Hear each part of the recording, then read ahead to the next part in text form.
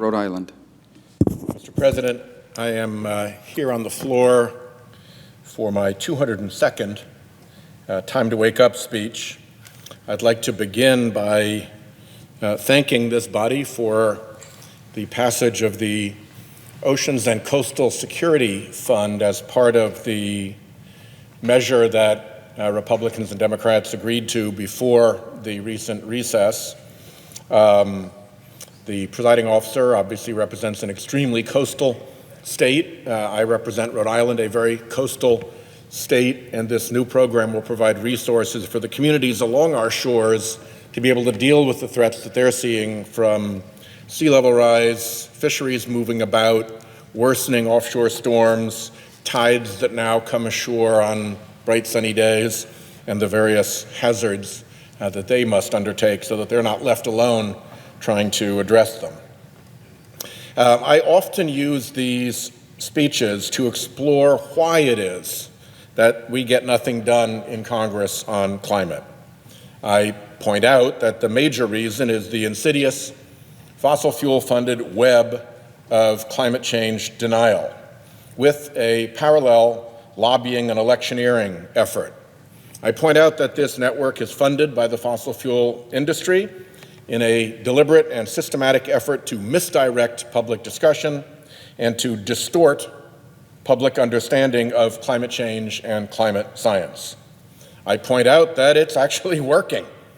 It has been so effective at infiltrating our political system that the head of the United States Environmental Protection Agency is a full-on fossil fuel flunky. I discuss the fossil fuel industry's parallel web that directs rivers of dark money into our political system and deploys related but more clandestine threats and promises to work the industry's will in Congress. Like I said, it's working. The web of denial and political enforcement organizations has so far achieved its purpose to prevent Congress from carrying out its responsibility to rein in carbon pollution. We are, as a result, failing to protect the American people and our economy from the effects of that pollution, particularly our coastal economies, but now agriculture and other economies are feeling it too, and Congress is still doing nothing. So this secretive and insidious apparatus deserves our attention. Nowadays, this apparatus is dedicated to denying science, confusing the public, and holding a political whip hand over Congress on the issue of climate change. Nowadays, it does this to protect the fossil fuel industry from responsibility for its pollution. But it's actually not a new enterprise. We have never seen this machinery operating at this scale before. It is bigger and more multifaceted than ever, but we have seen its tricks before. The Science Denial Playbook, commissioned by the Koch brothers, ExxonMobil, and the U.S. Chamber of Commerce to stymie climate action, is the same doubt-mongering playbook we've seen used by big tobacco, by chemical industries, and by other corporate polluters for decades. I am not the only one who has noticed.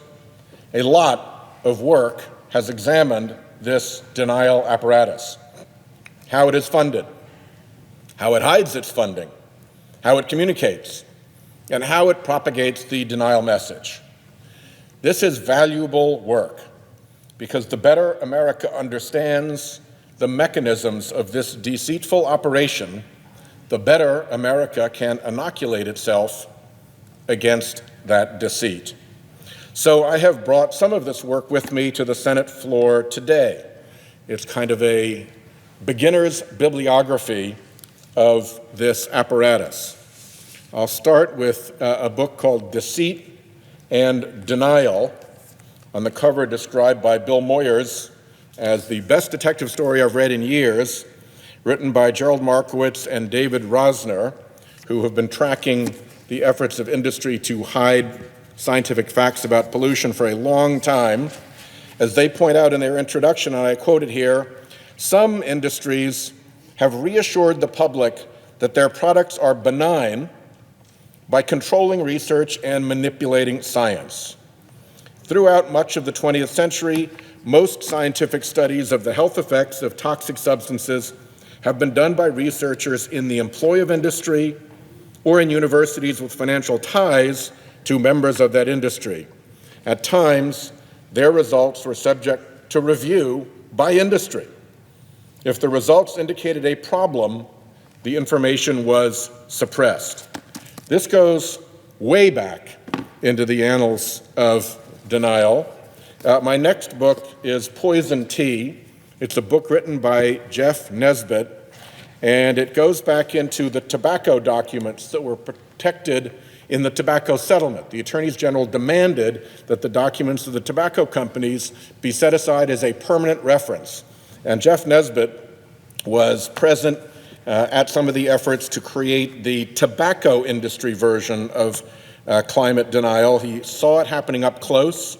He was in some of the meetings, and he writes a book whose chapter 25 opens up with this. If the 14 million internal tobacco industry memos and documents show one thing clearly, it is this: political campaign networks built to defend and promote large corporate interests with integrated goals, messaging, targets, and allies simply don't materialize overnight. The funding and strategies behind them take years to develop before reaching maturity, and they build on each other over time. I turn now to Doubt is Their Product, David Michael's book, subtitle, How Industry's Assault on Science Threatens Your Help. The quotation I've selected moves from the general principle of science denial on behalf of industries into global warming as this scheme moved forward. Take global warming. The vast majority of climate scientists believe there is adequate evidence of global warming to justify immediate intervention to reduce the human contribution.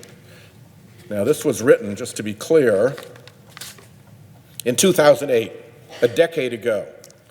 A decade ago, the vast majority of climate scientists believe there is adequate evidence of global warming to justify immediate intervention to reduce the human contribution. They understand that waiting for absolute certainty is far riskier and potentially far more expensive than acting responsibility now, i.e. 10 years ago, to control the causes of climate change. Opponents of action, led by the fossil fuels industry, delayed this policy debate, and for another decade, by challenging the science with a classic uncertainty campaign. He cites what he calls a cynical memo that Republican political consultant Frank Luntz delivered to his clients in early 2003, saying, and I quote, "The scientific debate is closing against us, but not yet closed. There is still a window of opportunity to challenge the science." Luntz understood that his clients can oppose and delay regulation by simply manufacturing uncertainty, end quote. Doubt is their product. The next book is Naomi Oreskes and Eric M. Conway's book, Merchants of Doubt, which was actually made into a film as well. They have done a lot of work in this area. Here's the conclusion. Doubt-mongering works because we think science is about facts, cold, hard, definite facts. This is a mistake. There are always uncertainties in any live science because science is a process of discovery. Doubt is crucial to science, but it also makes science vulnerable to misrepresentation because it is easy to take uncertainties out of context and create the impression that everything is unresolved. This was the tobacco industry's key insight, that you could use normal scientific uncertainty to undermine the status of actual scientific knowledge.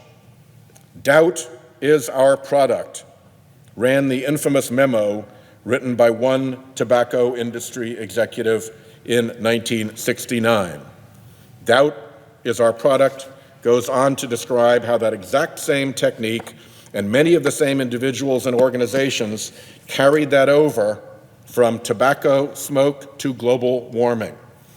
Subtitle, How a Handful of Scientists Obscured the Truth on Issues from Tobacco Smoke to Global Warming. This is a book by a Pulitzer Prize-winning author, Steve Cole. He's actually speaking over tonight at the Library of Congress. This book is called Private Empire, ExxonMobil and American Power. And it describes the mischief that Exxon got up to in pursuing its political goals here in Washington. He describes the underlying structure of Washington policy debates. He calls it a kaleidoscope of overlapping and competing influence campaigns, some open, some conducted by front organizations, and some entirely clandestine. Obviously, you're ExxonMobil, you don't want your name on all of this stuff. Hence, the kaleidoscope of overlapping and competing influence campaigns, some open, some conducted by front organizations, and some entirely clandestine. He continues, strategists created layers of disguise, subtlety, and subterfuge. Corporate-funded, quote, grassroots, close quote, programs, and purpose-built think tanks as fingerprint-free as possible in such an opaque and untrustworthy atmosphere. The ultimate advantage lay with any lobbyist whose goal was to manufacture confusion and perpetual controversy. On climate, this happened to be the oil industry's position. In his book, The War on Science, Sean Otto goes in some detail through the scheming that backs up what he calls a steady stream of pseudoscience that can be used by foot soldiers to sway the public debate. He goes through a number of steps that are the standard parts of this campaign, starting with phony science, and I quote him there, phony science, that creates, quote, uncertainties, close quote, about the accepted views of mainstream science. So you start off with phony science that creates phony uncertainties about the accepted views of mainstream science. Step two follows with what he calls slanted press materials spoon-fed to journalists by industry-affiliated nonprofits and bloggers. A third step of this PR battle is what he calls building and financing industry-aligned front groups, paren, fake public interest organizations, close paren, and astroturf groups, paren, fake grassroots organizations, close paren. And we sure do see those fake public interest organizations and fake grassroots organizations whipped up by the fossil fuel industry today. Step four is outlier scientists, the ones who can cook up the pseudoscience that can be used by foot soldiers. Outlier scientists are recruited to publish in phony journals and speak at conferences of physicians, lawyers, and other professionals, emphasizing the controversy and sowing uncertainties, close quote, and denial, thus using peer pressure to create true believers among the influential opinion leaders. You then shove out into, quote, industry-aligned or otherwise sympathetic talk radio and cable news purveyors who reference these mainstream sources, react with outrage, and call for policy action. This provides political cover for legislative or other policy action by partisan allies in government. Industry representatives, after that is all done, I'm quoting here, industry representatives can step safely out from behind the curtain for the main act of the culture war drama and plead their case to policymakers. The strategy is designed to neutralize the primacy of objective knowledge. We wouldn't want to make decisions around here based on objective knowledge, and slowly move public opinion toward accepting the industry's position as the truly reasonable one, subverting the democratic process. That's a pretty good description from my experience as to how this game is played. Thank you, Sean Otto. Two of the people who do some of the best work looking at this climate denial apparatus and tracking its funding are academic writers, Riley Dunlap and Robert Drool. Their book, Climate Change and Society, drills into this pretty well. Here's the description. Over time, manufacturing uncertainty, that's the doubt is their product, merchants of doubt scheme, manufacture uncertainty. Over time, manufacturing uncertainty has evolved into, quote, manufacturing controversy, close quote, creating the impression that there is major debate and dissent within the scientific community over the reality of anthropogenic climate change.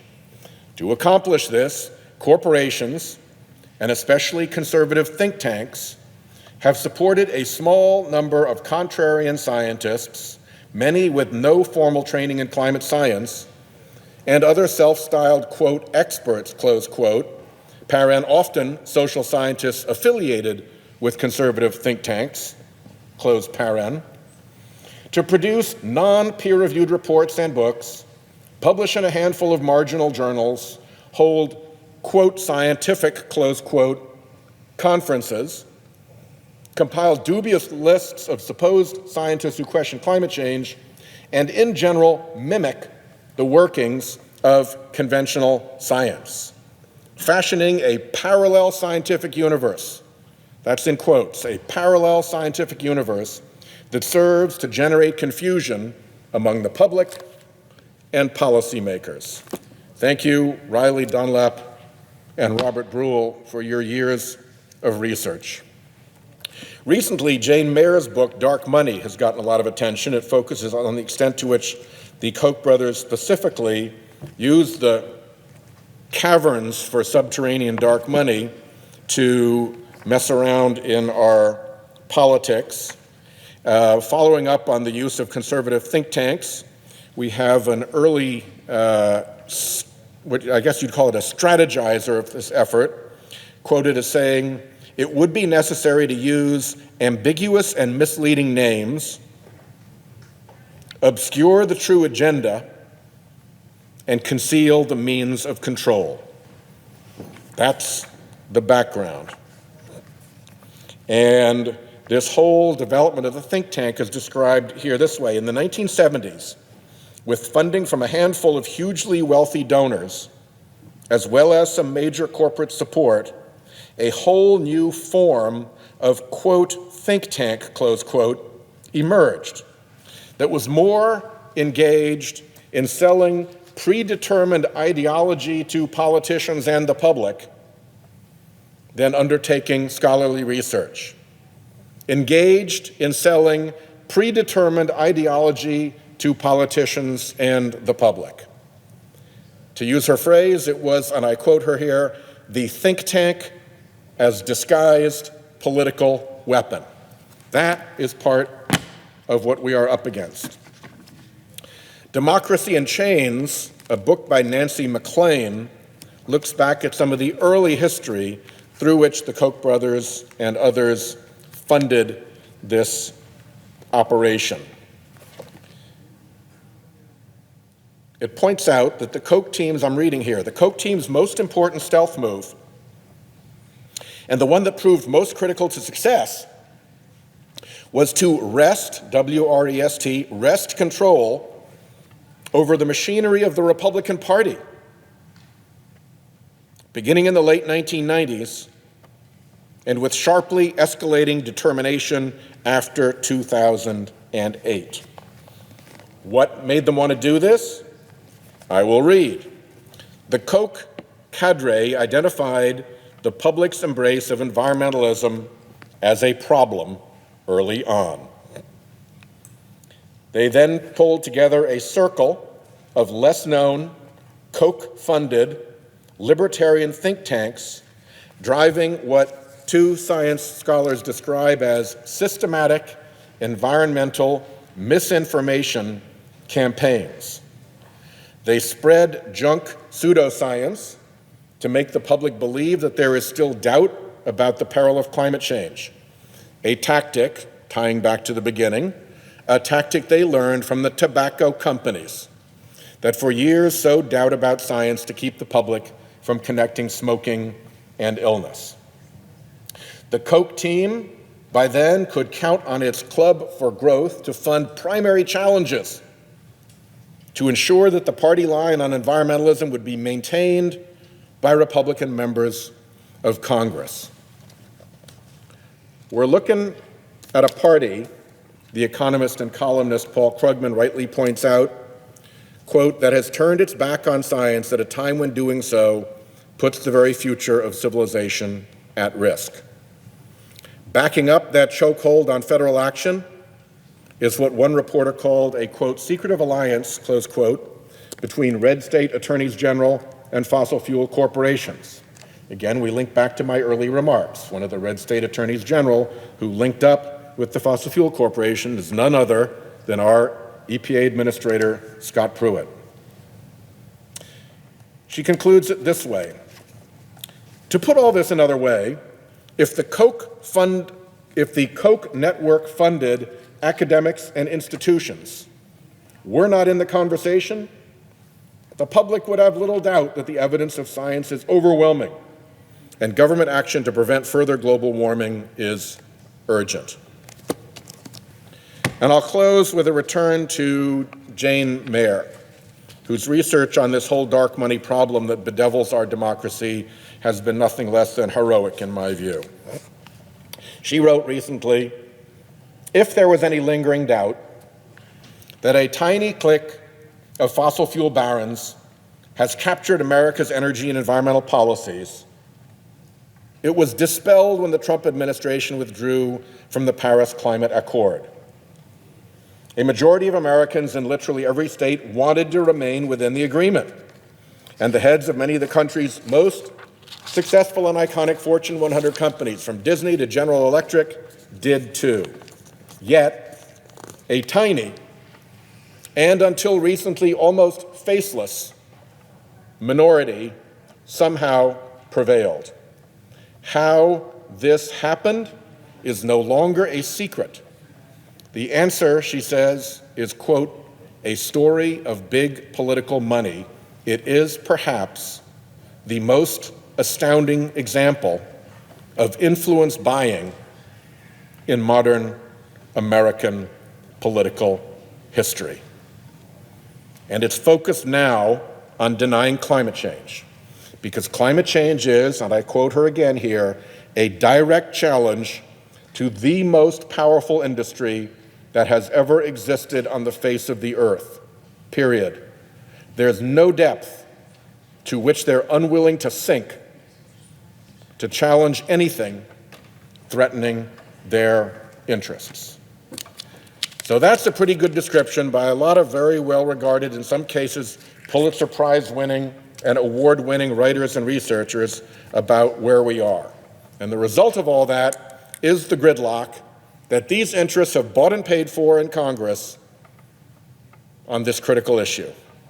And an administration that is driven by fossil fuel interests to roll back all regulations that impinge on fossil fuel profits.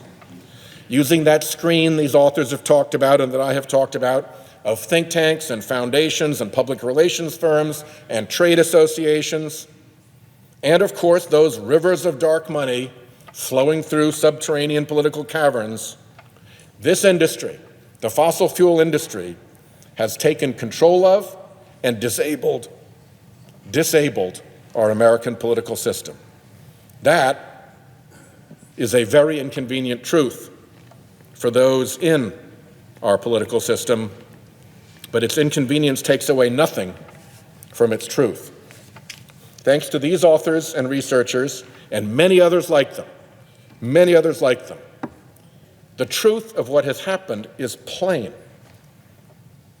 And it's not just plain in these books. It will be plain before the reckoning gaze of history. There will be a reckoning.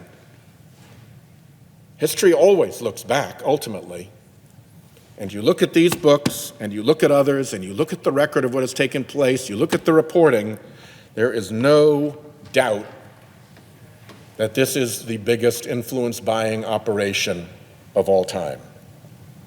Do we here in Congress really want to be found on the side of this crooked apparatus when that reckoning comes? God, I hope not. It's time to wake up. I yield the floor, Mr. President.